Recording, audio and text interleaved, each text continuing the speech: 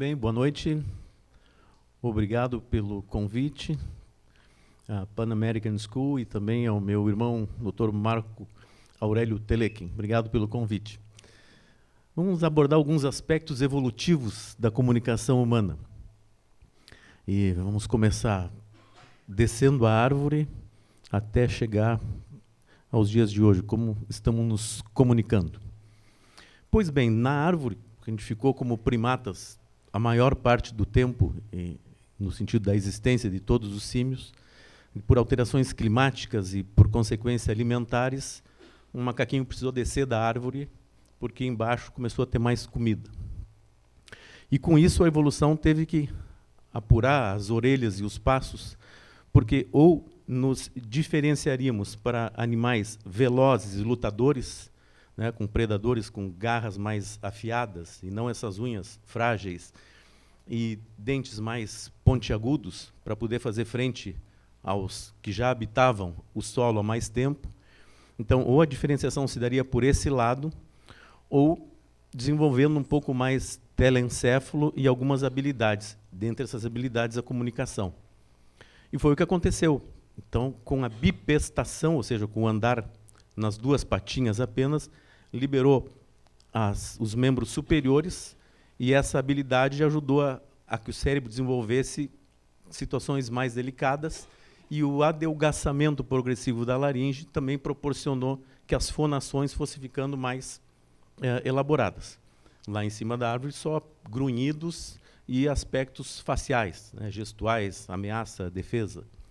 Lá embaixo, para poder desenvolver algumas técnicas de caçada, se supõe que foram os primeiros indicadores de que a comunicação precisava ter mais vocábulos, para que esses vocábulos pudessem fazer o combinado prévio de uma estratégia mais eficaz para ser mais caçador do que caça. Uma das formas de ver se o bicho é predador ou não é a posição dos olhos na cabeça, né? Quanto mais os olhos são frontais, mais ele é caçado do que é caça. Vejo que algumas aves têm os olhos bem lateralizados, porque eles são caçados, quase todos os animais, e caçam só pequenos insetos e grãos. Ou seja, com isso estou dizendo que o humano é um predador por excelência, né? Ele come quase tudo que é vivo, né? Se alimenta de quase tudo, e eu brinco que, inclusive, cogumelos, que já me perguntaram se todos os cogumelos são comestíveis, eu disse que sim, todos são. Alguns são comestíveis uma vez só, mas dá para comer todos sem problema.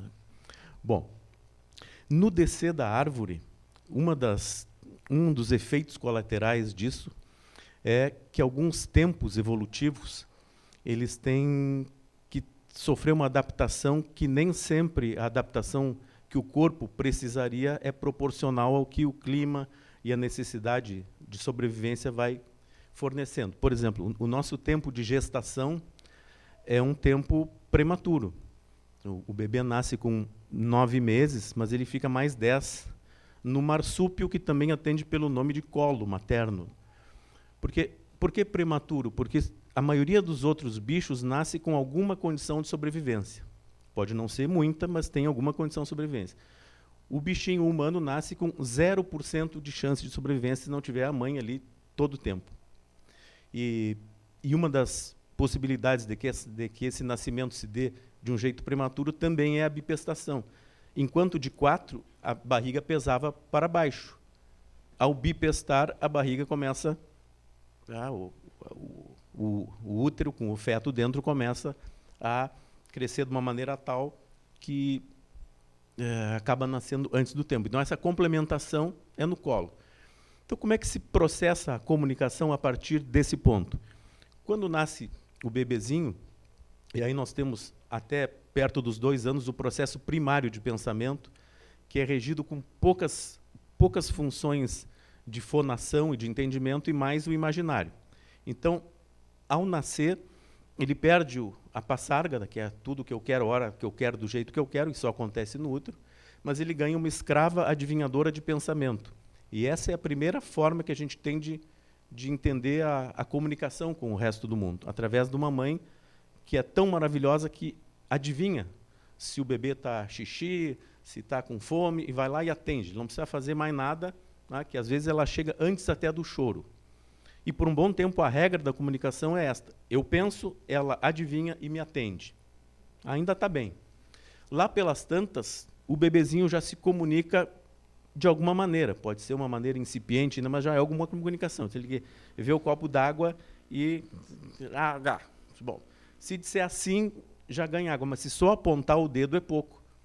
Porque a mãe boa tem que forçar que ele diga pelo menos H. Porque senão ela vai continuar adivinhando o pensamento e o reizinho vai se criar para todo sempre, amém, etc. Você sabe o resultado disso. Então, ele pensa água, a mãe não adivinha, até ela adivinhou, mas ela vai dizer que não adivinhou, e ele vai ter que dizer água. Então, ele pensa de novo e ela não adivinhou. Aí, ele começa a incomodar. Ele pega lá uma coisa no tapete, faz barulho. Técnica número 1, para quieto. Técnica número 2, para quieto de novo. Não.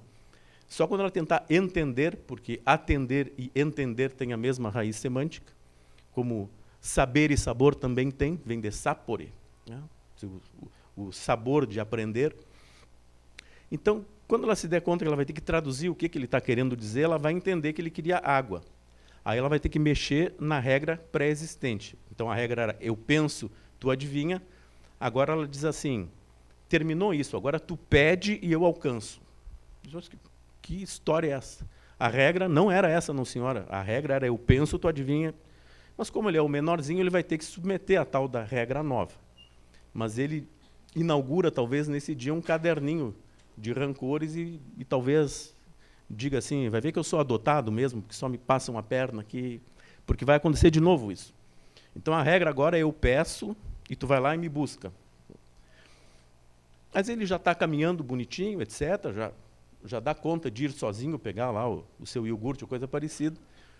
E ele está lá assim, mãe, busca lá o iogurte, por beleza. Aqui, ó. O que a mãe vai dizer? Meu filho, a mãe já foi no supermercado, já comprou, vai ali e pega o teu iogurte. Ele vai para o caderninho de novo e diz, não, mudaram a regra outra vez. Agora eu tenho que pedir, tá, mas aí ele pede. Ela vai lá e, enfim, atende. Ou seja, todo o processo educacional precisa de readequações da comunicação de tempo em tempo. Então, o jeito que a gente conversa com uma criança não é o jeito que se conversa com um adulto. O jeito de uma conversa social não é o mesmo jeito de uma conversa íntima. A conversa social não tem confronto. A gente escuta uma barbaridade na conversa social e faz uma cara de paisagem. Agora, uma pessoa íntima nos diz aquela barbaridade, a gente se escabela. Mas não é possível que tu acha que eu vou acreditar nisso? Sei lá, por exemplo, não tive tempo de fazer tal coisa. No mundo social, ok. Agora, se alguém disser que não teve tempo de fazer tal coisa que nós combinamos, eu vou ser obrigado a dizer, não foi prioridade. Tu tem todo o jeito de não ter feito, porque não era uma prioridade, mas dizer que não tem tempo é uma desculpa que não... O aluno que vai dizer, eu saí mal, mãe, mas todos saíram mal. Bom, se todos tiraram uma nota baixíssima, nós vamos ter que falar com a professora, porque eram 40 alunos, os 40 tiraram nota 2 ou 3, porque tirar uma nota 2 não é o problema é dizer que todo mundo tirou nota 2, porque deve ter tido lá uns 10 ou 20 que tiraram nota boa, né? Então, são crimes diferentes, né? Um pode ser uma desatenção, não estudou o suficiente, mas o outro crime é mais grave, porque eu tô prostituindo a comunicação e, às vezes, por falta de confronto, a pessoa vai subindo os degrauzinhos da comunicabilidade humana, achando que está agradando, que está funcionando aquilo. Não, foi só por uma educação, entre aspas, que aquilo foi se deixando passar. Nesse sentido, nenhuma palavra vem isenta do signo e do significado, né? Por exemplo, e ainda na semântica, ensinar significa colocar um signo dentro de. Né? Educar significa caminhar lado a lado. Mas no processo da aquisição da linguagem, os humanos são muito parecidos em praticamente todas as línguas. Um linguista chamado Jacobson pesquisou 1067 línguas para concluir que nessas 1067 que ele concluiu o estudo, mama, mamá e mamãe eram muito semelhantes. Tinham o M e o A. O A tem uma explicação muito fácil, porque é a vogal sonora mais aberta, mais fácil. É o que a gente vai gritar quando doeu alguma coisa, vai gritar ui, né? Não vai gritar outra, tu vai gritar A. do ai. Né? Mas e o M? Qual seria a explicação que o M explica mama, mamá e mamãe em tantas línguas? E não coincidentemente, né? Porque o ato de mamar, verbo, tá? A mama, glândula, e mamãe, a que proporciona essa conjunção. Explicação, é meio ovo de Colombo. Como é que a gente faz com a boca para mamar? É um M para dentro. Quando está com fome e aquela adivinhadora de pensamento está fazendo sei lá o quê, que não está atendendo beleza, esse M para dentro e o A, ma, pum, pum. Então, não precisa ensinar que mama, mamãe e mamãe são a mesma coisa. O que tem que ensinar é o P de pai. Aquele lá atrás é o teu pai. Ó. E para que serve mesmo? Não, o teu pai, ele ajuda um pouco. Tá. E o M e o P já tem outras singularidades, que se nós tivéssemos mais tempo, a gente ia avançar muito nisso, mas o mote seria esse. Se a gente fizer um teste ali, um desenho com muitas curvas, um desenho bem mimoso, bem jeitoso, e outro desenho cheio de pontas, e eu dissesse para vocês, um desses desenhos foi batizado de Maluma, e o outro desenho foi batizado de Taquete. 101% das pessoas acertam que Maluma seria o desenho arredondado, e o Taquete seria o desenho pontiagudo. Por quê? A boca está dizendo, Maluma é cheio de curvas. Taquete, e P é pai, né? M, mãe, etc. Bom, então, da árvore em diante para baixo, a gente desenvolve uma palavra falada que é maravilhosa, etc., etc., até chegar, né, vou fazer um salto, né, pulando a parte do Gutenberg com a palavra escrita podendo ser impressa, e isso popularizou muito o conhecimento, mas vamos pular para agora. As redes sociais, né, a tecnologia proporcionou o que seria o clímax da comunicação e da comunicabilidade. E o que é conversar? É usar a palavra para acertar coisas. Né? Ninguém é louco pensar que a gente vai conversar para, sei lá, brigar à toa, enfim. Mas qual é o fenômeno que a gente mais enxerga hoje? Que as pessoas cada vez mais estão ouvindo apenas a própria voz. O que dá de discussão via torpedo, via as conversas de computador, porque a pessoa não leu o que o outro escreveu, não leu. E ela segue discutindo sozinha, segue brigando. Por exemplo, para terminar, para estragar um namoro, o torpedo é maravilhoso. Quem quiser estragar um namoro, o torpedo é fantástico, porque cada um naquela ansiedade de responder não entendeu o que o outro disse, porque não tem tom de voz também, aquilo está sequinho, está telegráfico. Né? Então, como uma linguagem da sedução num bom sentido, o torpedo é bem-vindo. Mas para acertar coisas que precisam ser acertadas, péssima ideia, muito ruim. É nesse sentido de uma polarização, onde também ninguém está afim de trocar ideias, a pessoa quer continuar com a sua própria ideia e tentar convencer o outro, como se o grande axioma dos nossos dias fosse: não tem porém nem senão. Quem concorda comigo tem razão. Quem não concordar comigo não serve, não funciona. É essa a brincadeira que eu proponho, que se a comunicação evoluiu a esse ponto, que nós podemos, né, nos comunicar com qualquer pessoa, em qualquer canto do mundo, e isso seria maravilhoso se pudéssemos, na mesma proporção, manter uma atenção ao que o outro está dizendo, essa revolução seria maravilhosa. Porém, uma certa ansiedade, uma certa pressa em opinar até sobre coisas que a gente não está podendo opinar porque não entendeu o recado do outro. Mas como todo mundo está dando uma opinião, a pessoa às vezes se sente compelida a dar opinião, ela às vezes nem sabe sobre o que está falando, mas já opinou e já discordou. Um amigo meu que é professor conta que ele, dando umas aulas de Sêneca, que ele estava usando o xerox de um texto baseado em Sêneca, ou seja, nem era o original. E sempre vão ter alguns alunos dizendo assim, mas eu não concordo com Sêneca.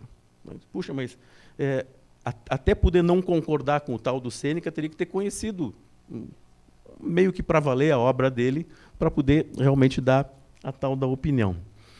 Então, para finalizar, o efeito colateral dessa comunicação tão instantânea é que tem produzido e proporcionado muita resposta de reflexo e não de reflexão. E falar só por espontaneidade, sem ter transformado aquela proteína em aminoácido para poder, então, haver uma digestão, é meio uma situação só catártica. É uma situação que não teria um real acréscimo para que a gente aprenda a entender o outro e, nesse sentido, atender o outro e aí sim poder viver melhor em família, com os amigos e namorados. Muito obrigado pela atenção. Até uma próxima oportunidade.